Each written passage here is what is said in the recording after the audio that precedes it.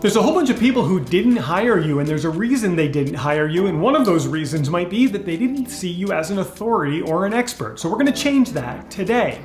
Let's clear the chaos of client attraction. This is video 86 as I count down 100 marketing ideas you can start using to grow your business. And today we are talking about hosting a workshop for people who didn't hire you. Now, if you're following any kind of a process, when someone explores hiring you, you've got their email address and their contact information because presumably they communicated with you in some way. Maybe they got on your calendar or maybe they just sent you some messages.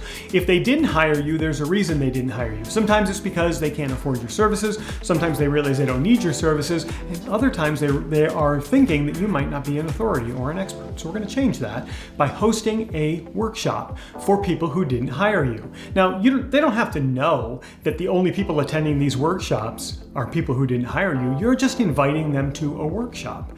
And in that workshop, you're going to keep things really simple, but you're going to demonstrate your authority and your expertise. So take a look at the people who didn't hire you. Pick that one thing that you know they're all going to want to learn about and create a workshop around that thing, and then invite them to it and keep inviting them to it until they say stop emailing me or they get off your mailing list.